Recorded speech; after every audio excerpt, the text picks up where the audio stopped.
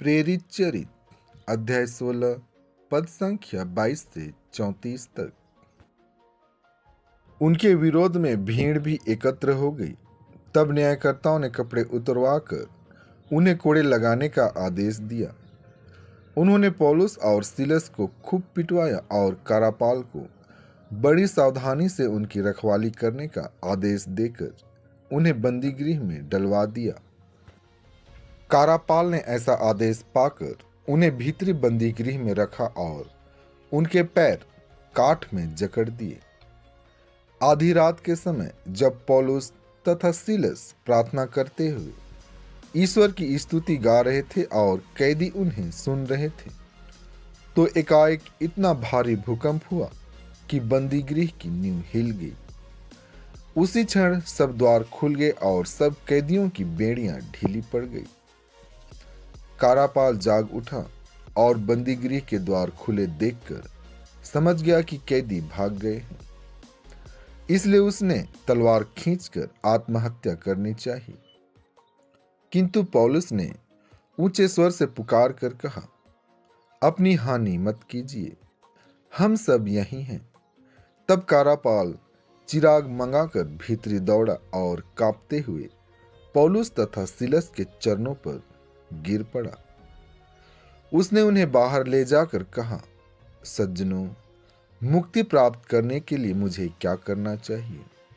उन्होंने उत्तर दिया, आप प्रभु ईसा में विश्वास कीजिए तो आपको और आपके परिवार को मुक्ति प्राप्त होगी।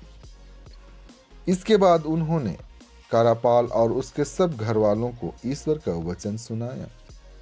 उसने रात को उसी घड़ी उन्हें ले जाकर उनके घाव धोए। इसके तुरंत बाद उसने और उसके सारे परिवार ने बपतिस्मा ग्रहण किया। तब उसने पौलुस और सीलस को अपने यहाँ ले जाकर भोजन कराया और अपने सारे परिवार के साथ आनंद मनाया, क्योंकि उन्होंने ईश्वर में विश्वास किया था।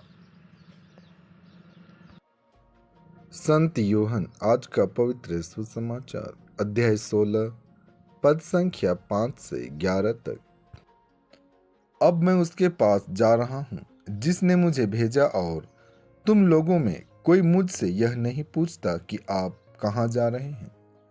मैंने तुमसे यह कहा है, इसीलिए तुम्हारे हृदय शोक से भर गए हैं।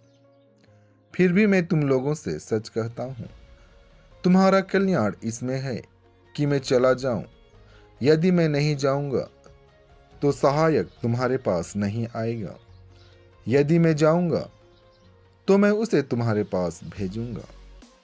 जब वह आएगा तो पाप, धार्मिकता और दंडाज्ञा के विषय में संसार का भ्रम प्रमाणित कर देगा।